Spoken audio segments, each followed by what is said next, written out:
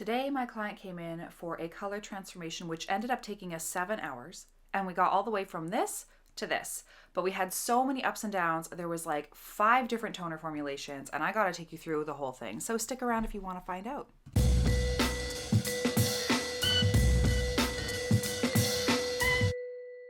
So this client of mine I haven't seen since the summer, and what we did was a whole bunch of very soft baby lights to blend in her old balayage into my new work. And I haven't seen her since the summer, so it's been grown out quite a bit. There's a little bit of demi in there to cover up some grays that she has, but she wants to go super solid platinum ice white blonde. Now, because of her natural underlying pigment, she can't go that light in one session, which is why today is a color correction, not a color perfection. Let's keep that in mind when we see all the results and what happens. But essentially, because we're going to be doing such a foil heavy process, I'm going to use K18 on her hair today, which is why you see that her hair is a little bit damp here. It's from the K18 mist.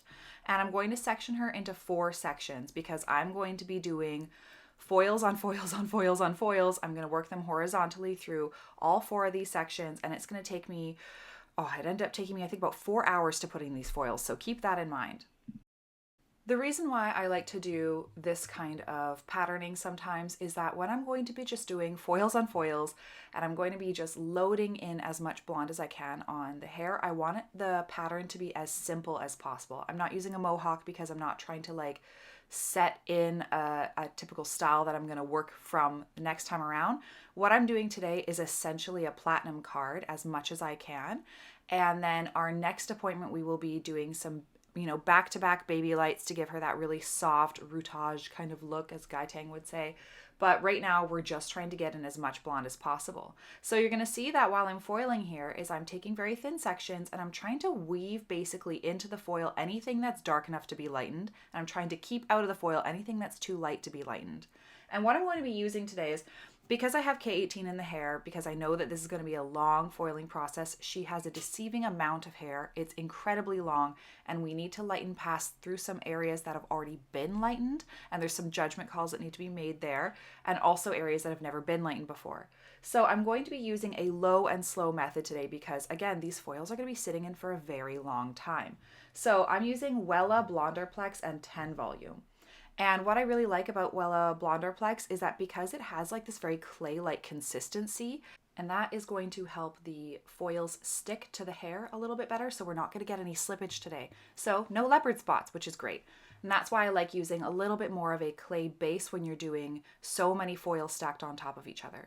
Also, this is how thin I'm taking each of my sections. I just want to slow that down and show you guys how thin every single piece is. So the way that I'm essentially working right now is I am starting with each of the back sections, and this is because I know I'm going to be likely needing to rinse out sections bit by bit as I go. So starting with the back is the easiest because if you've ever done foils, the back is the easiest. They put their head back into the sink. You can pull out little bits at a time and rinse them and wash them. So that's why I'm doing that here. And I'm going to be going from left to right to left to right, or right to left or right to left, whatever it is.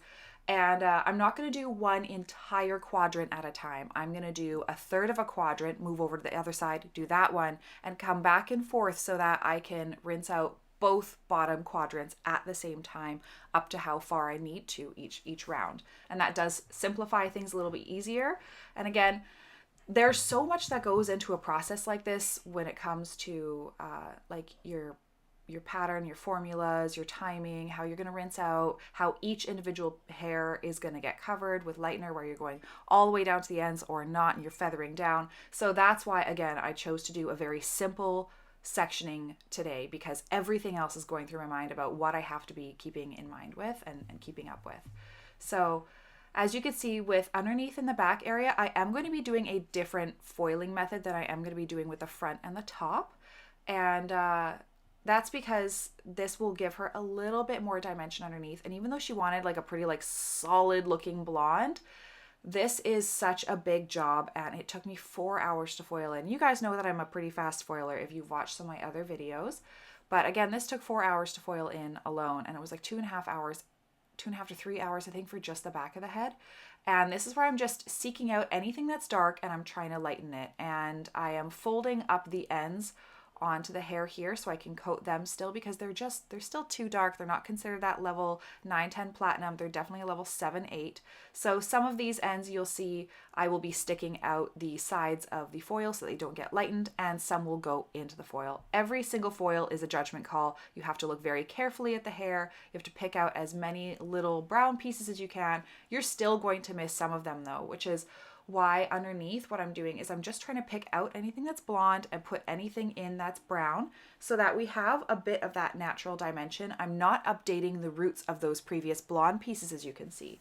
And what that's going to do is, again, give us a little bit of dimension underneath, so when she curls her hair, there's just some caramelly tones, there's some blonde tones, and they're going to work really nicely together, because the way that I do my blonde foils is I like to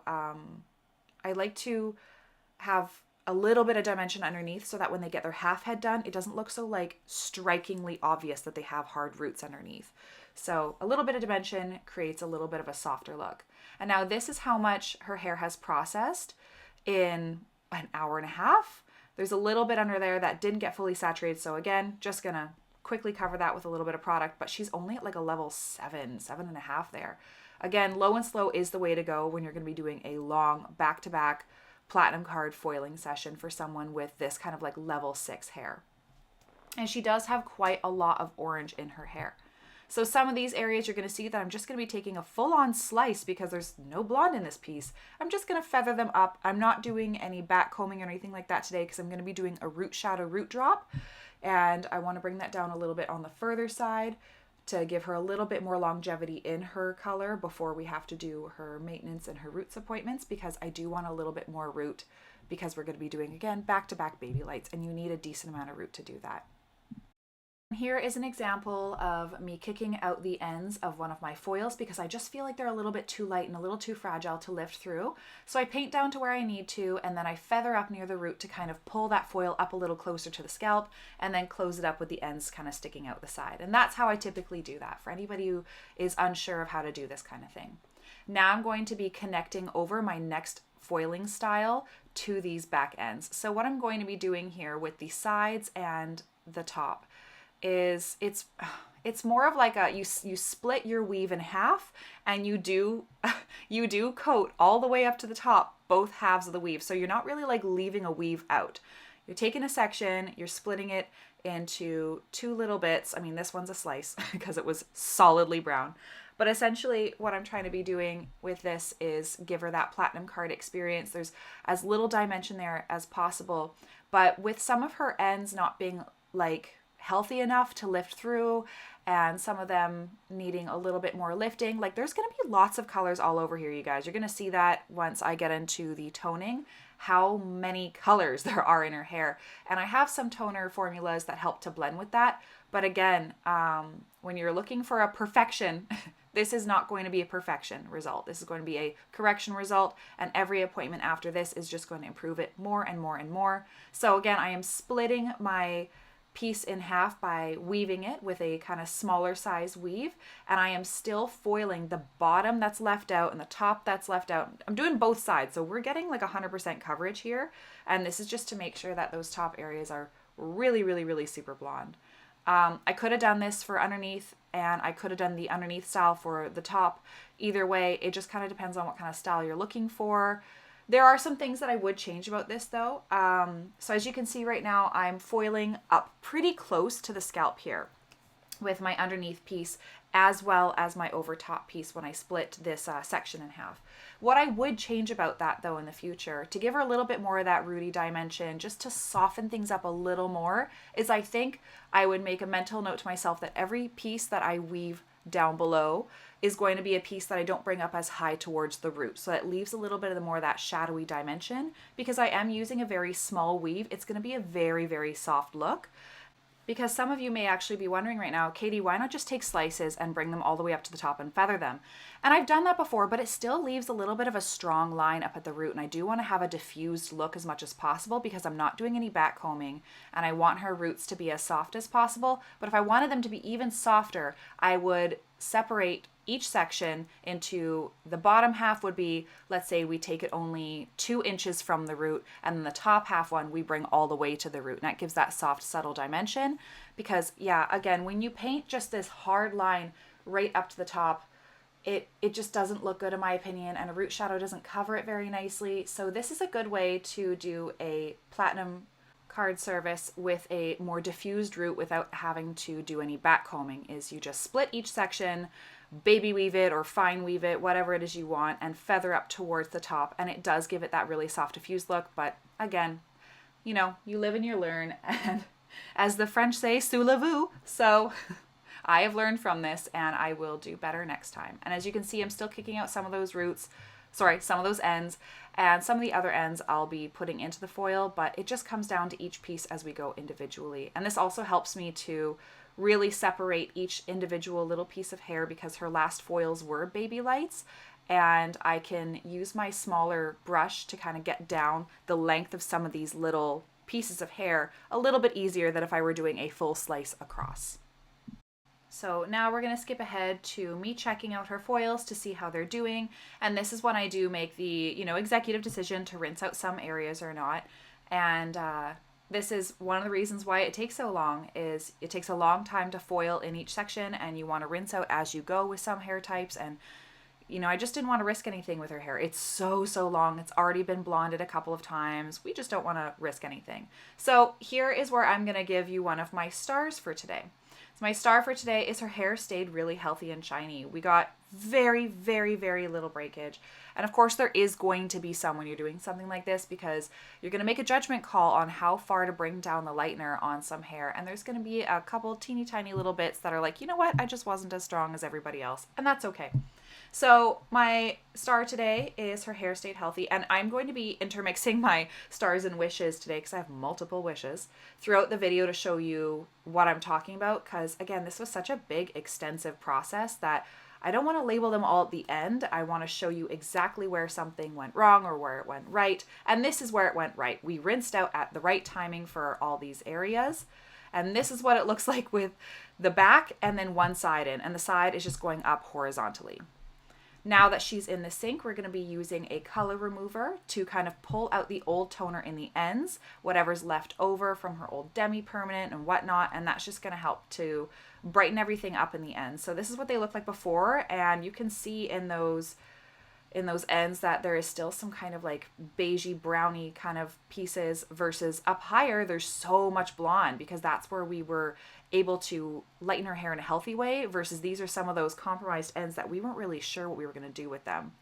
And so this is her hair all rinsed out, all of it's been brightened up and lightened up, and her ends have gotten that color remover on them. It helped to boost it up a little bbit. Now we're about to tone with our very first toner, is Schwarzkopf Tea Ice TBH 9-04 and a little bit of Vibrance 8-11 with a 7 volume Blonde Me developer. Now this is going to be a mix of cool tones and beige tones and natural tones, just to even out our canvas, because we have so many different blondes and browns in there, and this is going to help blend in those sneaky ends that we weren't able to lift up safely today. So having a little bit of natural and beige, that's in our TBH formula right there, that helps to fill in everything else. And then we have some cool tones to help control that yellow and orange tone. So our first toner did very well, but I'm going to show you what happened next.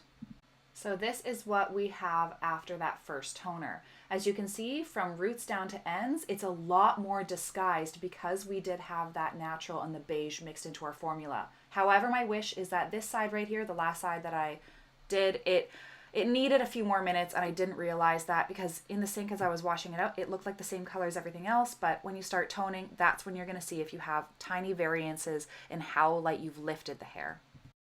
So what we're going to do is we're going to do the first root shadow formula, which was a 7-4 beige, 8-11 ash, and 7-42, which is a beige with a blue-based ash with a 6 volume. And I'm going to feather that down her hair to give her a little bit of a softer grow out between her natural level 5-6 hair and this level 9 hair. And I did not like this formula. It made her super warm. but I will go over that in a moment. What we did to brighten up her ends and that one side was we used a high lift color. We used Schwarzkopf color 10 11-2, which is an ash base, and I need that ash in the lifting because we're going to reveal some underlying pigments that are quite warm. And I mixed a 7 and a 20 volume developer, and I put these little foils underneath so that I don't accidentally get this lifting formula sitting on top of her virgin roots. I only want it to be on anything that's been previously bleached. And I'm only doing this because I did a platinum card. If I had any lowlights left through there, I would not be using a lifting formula on this. I would just refoil it next time I see her in the chair. But again, these things are learning lessons, and we can use a little bit of a more powerful, brightening, permanent color to lift that a little extra. So this root tap made her super warm, and I don't know why, because we had beige and we had ash in there, but it went super warm. So what would I change about this? Now, what I should have done was initially put in a tiny bit of 7-21 and a tiny bit of 748 in there as well, but I did the wrong thing, and I'm about to tell you what I did. Because there was so much warm, I experimented with this color 721, which is like a navy color and an ash in there as well. And it was equal parts with a clear, but I rinsed it after 3 minutes because it was starting to turn her hair like this kind of like bluey green color. I was like, absolutely not, redo this, wash it out. And I just didn't trust it. I was not going to trust it because of how quickly it went so dark, because it's a really crazy freaking color, you guys. It's crazy. 7-2 is dark navy. So I should have just had a couple drops of that in my original formula just to add an extra bit, but this was even too much, even mixing it half and half with clear. So what I did after was in this, I made a new bowl of clear and I put a brush full of the last toner in there, the 721 with clear, and I put in 748, which is a 7 beige red, and the red counteracts that blue and green and brought it back to a neutral color, and it gave her a really nice looking root tap. And that's what I should have done. So overall, this is what her hair looks dry. And I know that my chair has crazy, crazy colors at night. You're going to see when I start, putting her hair in the light right here, how much her hair changes when I start messing around with it like this. Like, look at how much brighter that is, giving it a little bit of light. This is crazy. So of course we can't trust any of the lighting in my chair. So I'm going to show you what her hair looks like in the lighting in a better area of my salon. But we have a little bit of work to do with those roots there. We have a little bit of work to do with collecting some kind of brassier pieces that could have been lifted a little bit more, or picking up some old ends that are still on the darker side. But again, color correction, not color perfection. Overall, I think today's service, it was 7 hours. We were so ready to be done. So I could have kept going, but she's got a family at home and she wanted to go home. So she'll come back another day and we will kind of collect all those little nitpicky spots that I wanted to do. And this is our overall end result. How are we feeling about this? I think that, you know what, I would give this a 7 out of a 10 for a color correction. There's still a little bit of warmth up in there.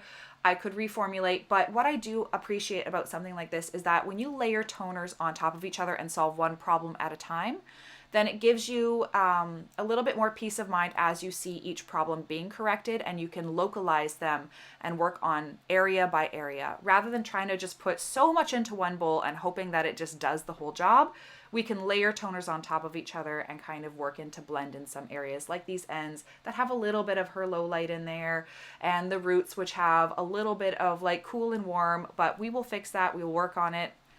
And that's what I did today. So I know it's kind of crazy. There wasn't really much of a formula for me to follow with this video, but I want to know what you guys think, because this isn't like a traditional tutorial that I would show you. This is just a big color correction that I did, and I wanted to show you my steps and my process. And again, I'm not a perfect person. There are flaws in this hair, but I think that we took a really big step in the right direction today, and I'm excited to see where we go from here. So leave a comment in the comment section, and if you like this video, please remember to like and subscribe. It helps the channel go a long way, because in 2024, I really want to see us get close to 100K. So let's do that together. Thank you guys. Have a happy new year.